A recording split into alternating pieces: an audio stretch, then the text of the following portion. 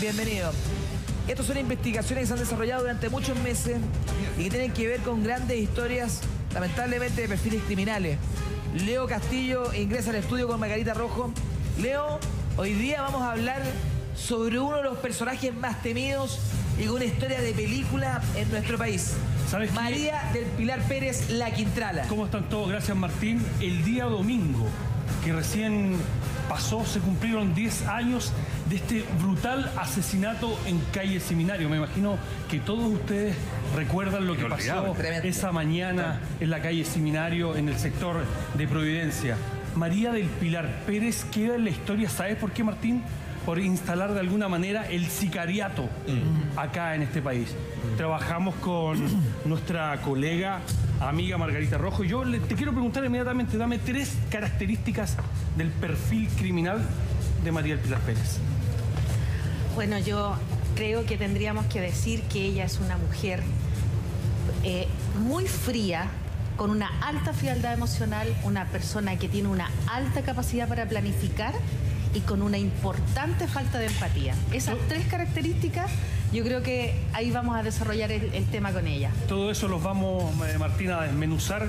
Inmediatamente pasamos a revisar este reportaje en Perfiles Criminales. María del Pilar Pérez. Perfiles Criminales.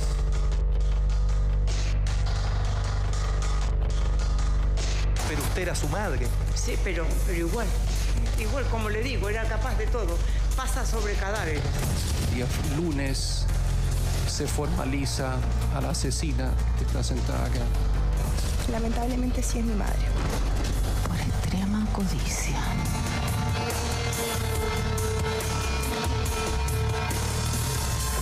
Eso es maldad. María del Pilar Pérez, más conocida como la Quintrala, una mujer dura, fría, llegó a contratar a un sicario para conseguir sus malévolos planes. La mañana del 4 de noviembre del año 2008, ella miraba por su ventana para que su plan se concretara, y este era matar a su familia. Matar a su familia. Hoy paga con cárcel sus delitos, la muerte de Diego Smith Hebel. También salió a la luz que ella había mandado asesinar a su esposo años antes. Hoy, en Perfiles Criminales, en total y absoluta inocencia, los 3 cargos que se le imputan. La Quintrala de Providencia.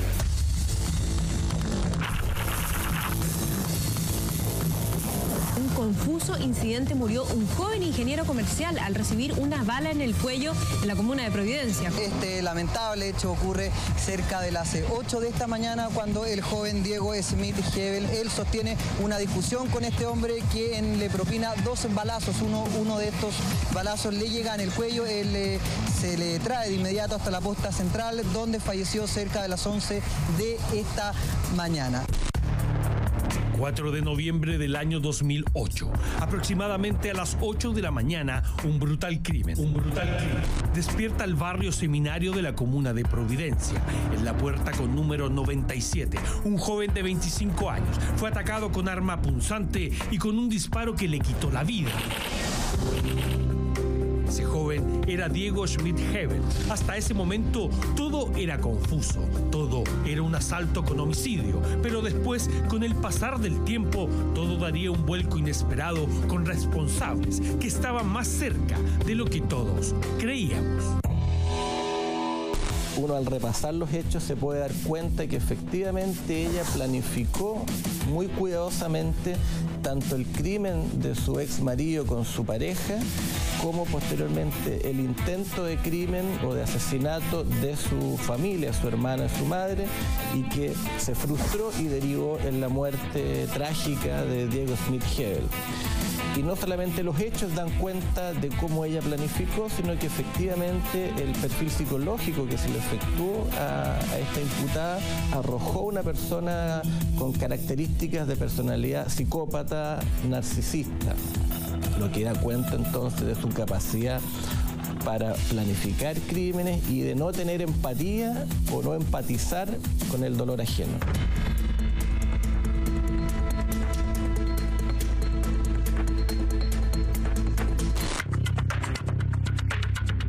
María del Pilar Pérez habría planificado todo, hasta el más mínimo detalle para hacer desaparecer a su familia, todo por percibir herencias y bienes. Sin duda, un tema económico. Su plan era matar, un plan maquiavélico, creado por una mente maquiavélica. La Quintrala lo hacía a cualquier precio y eso la llevó a contratar a un sicario, José Ruz. José Ruz. El asesinato de nuestro hijo es una bomba nuclear, es una bomba atómica que esos dos individuos soltaron en el seno de nuestra familia.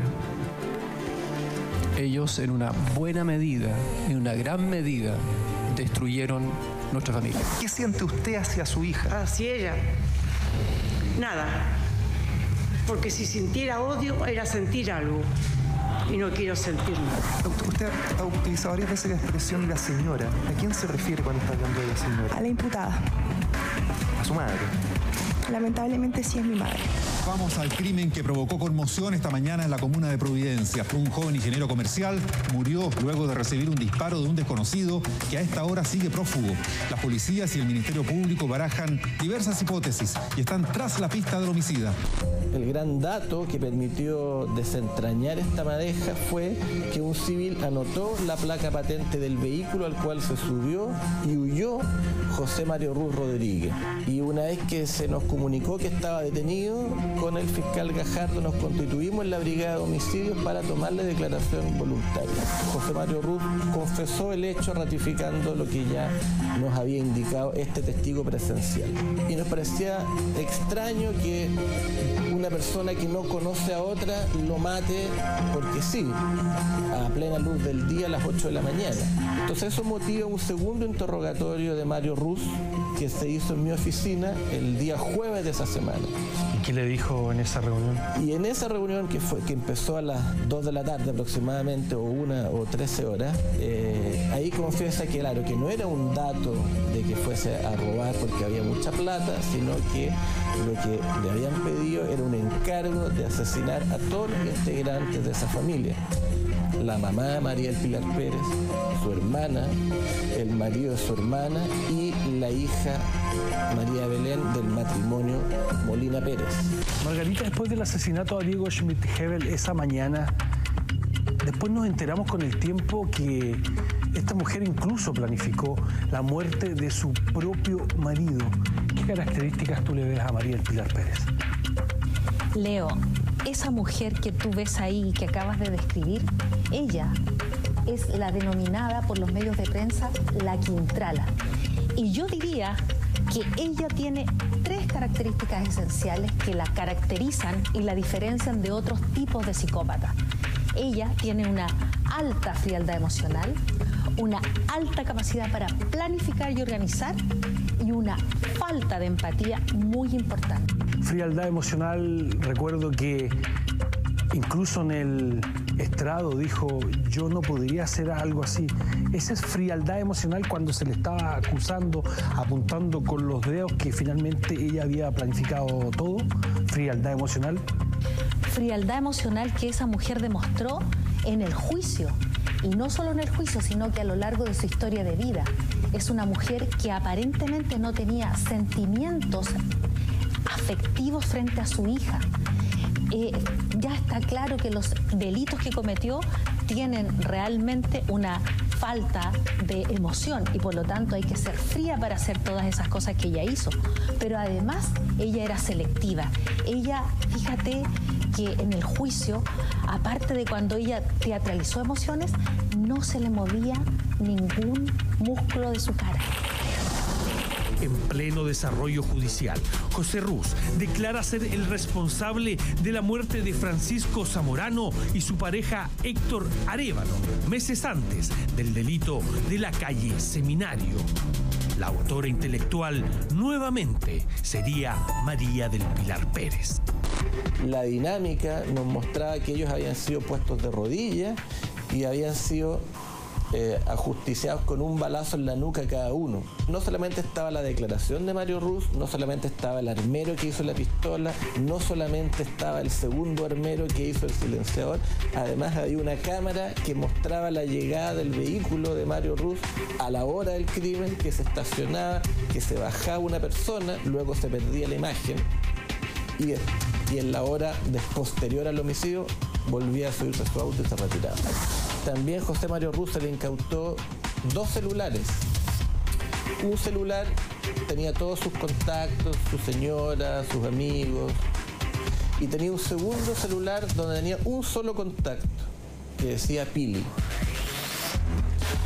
Y las únicas llamadas que tenía ese segundo celular eran entrantes o salientes con María El Pilar Pérez. Solo y muy breve, vengo a ratificar ante ustedes, mis señorías, que ante la presencia de esta audiencia, lo que vengo sosteniendo desde 26 meses y 12 días al día de hoy en prisión preventiva, en total y absoluta inocencia en los 3 cargos que se me imputan.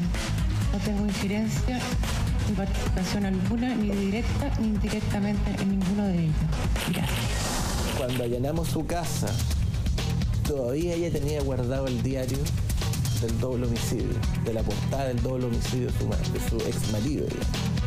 Y también, dato anexo, encontramos en su pieza, en un closet, 2 muñecos vudú con las fotos de un antiguo novio que ella había tenido y cuyo novio vivía en Canadá. Le tomamos declaración gracias a la tecnología que había en ese tiempo, vía Skype. Y nos contó que él también sufrió un episodio donde le intentaron matar. María El Pilar Pérez. Y donde María El Pilar Pérez contrató a una persona para matarlo. Quería a toda costa a sus más cercanos muertos, pero el plan salió mal, porque se interpuso Diego Schmidt-Hebel, el novio de su sobrina. Con el correr de la investigación, ya no habían dudas que ella estaba involucrada en el ajusticiamiento de su expareja y su conviviente en abril del mismo año. Era inminente que se escucharía al juez de la causa dar un veredicto y sentencia lapidaria para María del Pilar y el sicario. Cuando tú hablas de falta de empatía, ¿tiene que ver con eso que vimos en el estrado? Que todos declararon en contra de ella, que todos dijeron que esa mujer les hacía la vida imposible. Es en ese sentido, Leo, porque esa mujer que está ahí, ustedes se podrán dar cuenta que esa mujer no tenía la capacidad para ponerse en el lugar de los otros. Es una persona que no le importaba lo que tuviera que hacer con tal de conseguir sus objetivos.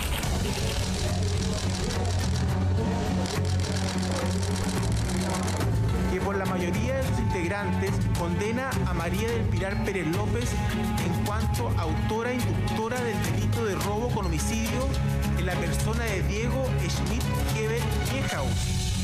Por la unanimidad de sus integrantes, condena a José Mario Ruz Rodríguez como autor del delito de robo con homicidio en la persona de Diego Schmidt-Hebel Niehaus.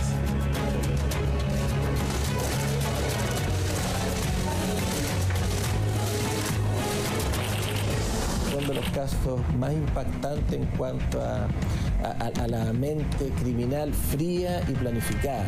Eso es difícil de encontrar en delitos de sangre. En delitos de sangre lo común son las pasiones súbitas, las peleas, las discusiones que terminan mal. Pero homicidios planificados en el tiempo, con la ayuda de sicarios, con contraprestaciones en dinero, es muy difícil de encontrar. Uno de los casos más impactantes de los últimos años, en donde la muerte por encargo era novedad en un Chile de tiempos modernos, una historia que dañó y cambió la vida de muchas personas, un sicario que delató su actuar en pleno juicio y una mujer que ingresó en la historia policial chilena por haber sido la gestora de tan macabros crímenes. Ya regresamos con mucho más. Bienvenidos.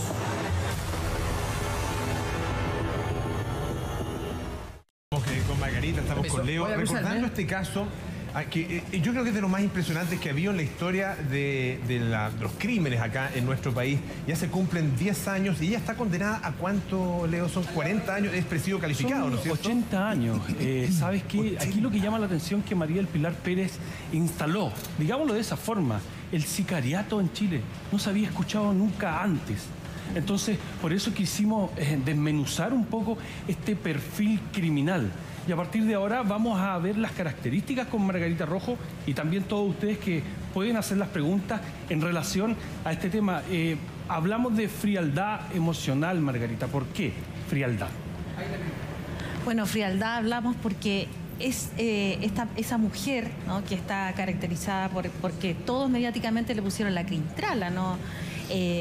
Ella es una persona que tenía una ausencia de emociones y de sentimientos. De hecho, ella, muchos de los testimonios, porque precisamente ella fue condenada a partir de tantos testimonios que presentó la Fiscalía, o sea, más de 70 testimonios, donde daban cuenta, por ejemplo, de la conducta de ella, que daba cuenta de que ella, inclusive sus hijos hablaron en contra de ella, hablaban de una ausencia de vínculo emocional.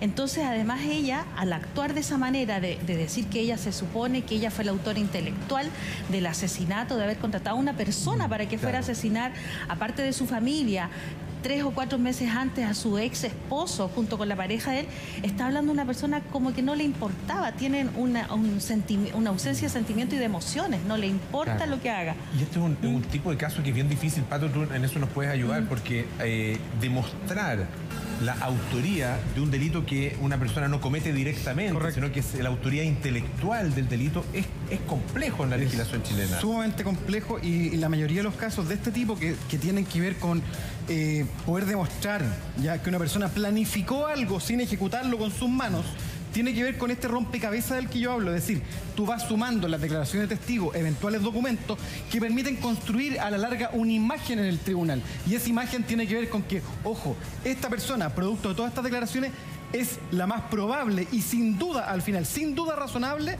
planificadora de un crimen de tanta gravedad. ¿Saben qué? Cuando estamos hablando de organización, tiene que ver con varias cosas en relación a este tipo de delito y a este caso que es bastante connotado en la historia policial chilena. María del Pilar Pérez le entregó, ella es arquitecto. Recuerdan que se hablaba de que le había entregado incluso muy organizado lo que eran las piezas, donde dormía cada uno de la familia. Ella vivía en el 95 y esta familia, su familia, que se quería deshacer. Estamos hablando de un móvil económico. Los quería finalmente matar a todos. Le generó lo que es todo un recoveco de la casa para saber dónde estaba Agustín Molina, dónde estaba su señora, la hermana, dónde estaba la hija.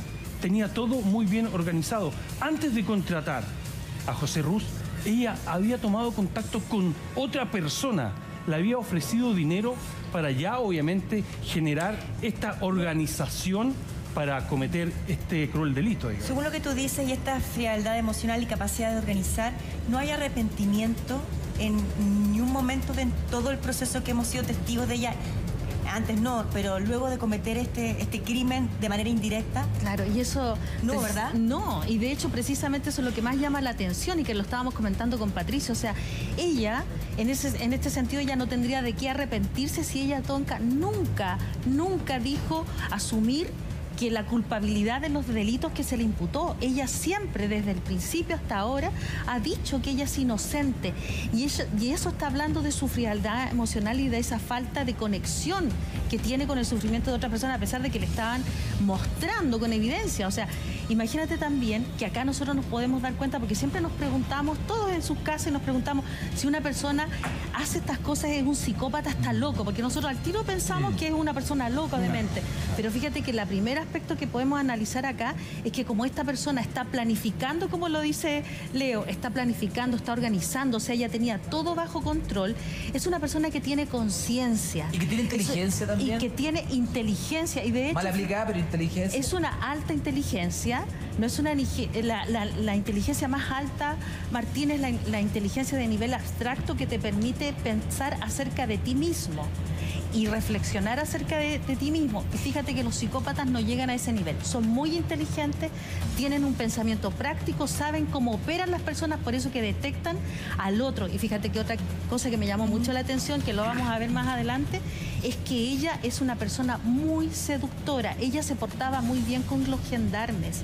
Ella les ponía, los respetaba, les decía, don Polo le decía, ¿cómo está? Buenos días. Es una mujer muy seductora. Y eso hace dudar, a la gente le hace dudar cuando la conoce. Exacto, le hace dudar de su culpabilidad. De hecho, fue muy seductora con la entrevistadora. Fíjate que ella le creyó. Y fíjate que cuando yo he entrevistado psicópatas, porque he conocido a algunos por mi trabajo que tuve, yo les puedo decir que son tremendamente seductores y ustedes les van a creer.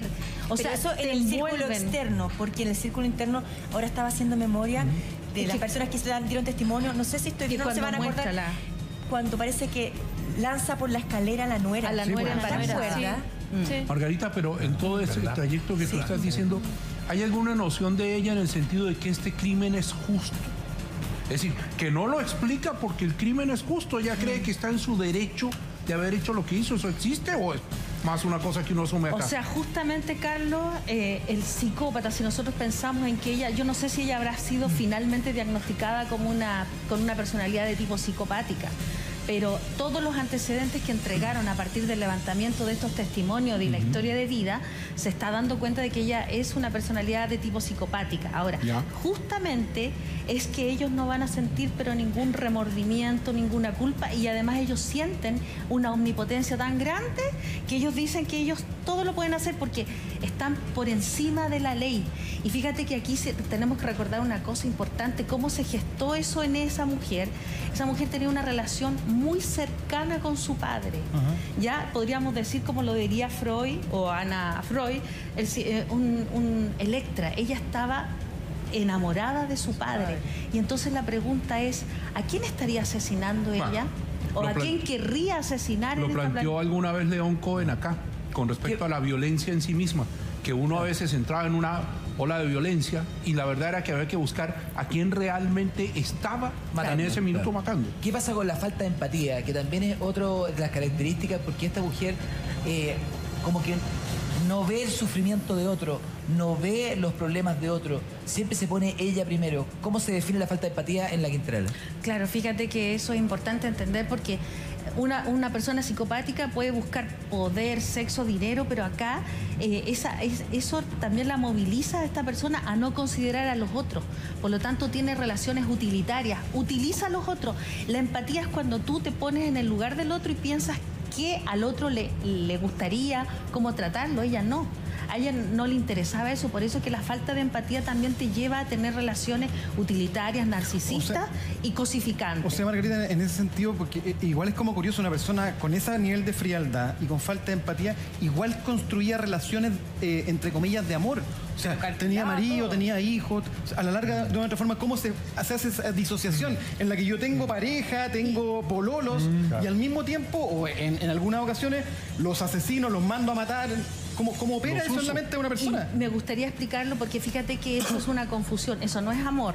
Lo que pasa es que las personas, porque dentro de la psicopatía existe el rasgo narcisista, entonces tú te vinculas con el otro porque el otro es un reflejo de ti y tú lo utilizas con ese reflejo. Voy a poner un ejemplo para que no se ofendan ni los futbolistas ni las modelos, pero por ejemplo los futbolistas buscan mujeres muy bonitas porque les reflejan lo maravillosos que son. No hay una relación con el otro de la forma interna, sino que es superficial. Y ese vínculo se mantiene de forma utilitaria. Cuando el otro le deja de reflejar lo que quiere, el otro ya no existe. Por eso es que esas relaciones son lo que yo quiero ver. Muy pasadas. Exacto. O lo que necesito. Es lo que necesito y lo utilizo. Por eso es que es utilitario y narcisístico. Hay algo que llamó mucho la atención. Recuerden todos ustedes, los voy a llevar a esa escena en el magistrado, con el estrado, cuando la hija de María del Pilar Pérez, cuando la madre de María del Pilar Pérez, la madre dijo, yo no siento nada por ella, Y la hija dijo... Eso es tremendo. Eso es tremendo. La hija dijo, esa señora que está ahí está imputada. Y el fiscal, en este caso Carlos Gajardo con don Vinko Fodich, le dijeron, ¿qué imputada? ¿Su madre? Y ella dijo, lamentablemente, es mi madre. Imagínense, hablemoslo directamente, Martín, la maldad que existía en esta persona para tener el odio o el dolor de toda su familia. Ni siquiera yo diría el odio, sino, a ver, Raquel, que tú también querías contar algo, sino es la capacidad de los hijos de distanciarse de su madre y decir y reconocer en ella una mujer que hace tanta maldad, o sea, los propios hijos. Entonces era una cuestión muy difícil, porque yo me imagino el sufrimiento también de esos niños al ver las atrocidades que había cometido su madre. Me gustaría preguntarle a Margarita, ¿qué tanto le pudo haber afectado a ella, una mujer tan empoderada, tan inteligente, tan hábil, saber que su ex marido la dejó por otro hombre? Haberse enterado que tenía una relación homosexual. Claro. Fíjate que eso, Raquel, representa una herida narcisista. O sea, fíjate que porque se le hiere, ¿no es cierto?, este sentido de sí misma. Y esa herida narcisista, como además estaba mezclado con como lo dice Leo, con esta maldad, pudo llevarla a planificar el asesinato. O sea, no lo toleró. Porque acuérdate que ella estaba por encima de todas las personas, entonces ¿cómo a ella le van a hacer algo que va a afectar su imagen? O sea, no, y eso pudo ser el móvil, claramente. Oye, es muy interesante la dupla que se ha formado en este nuevo espacio de Perfiles Criminales, porque nos invita también a observar de una forma diferente hechos policiales potentes, pero también con un perfil psicológico, psiquiátrico, y uno inmediatamente como que empieza a aplicarlo en la vida, en las personas que conoce. A mirarlos. A mirar, porque uno dice, bueno, ¿podría esta persona que yo conozco transformarse en algo así? Que es lo que a uno más le causa vértigo, Margarita. Así que la próxima semana van a estar con un nuevo caso. Sí, vamos a traer un caso que realmente les va a impactar. Un reportaje. Muchas gracias, Margarita. Muchas gracias, Leo.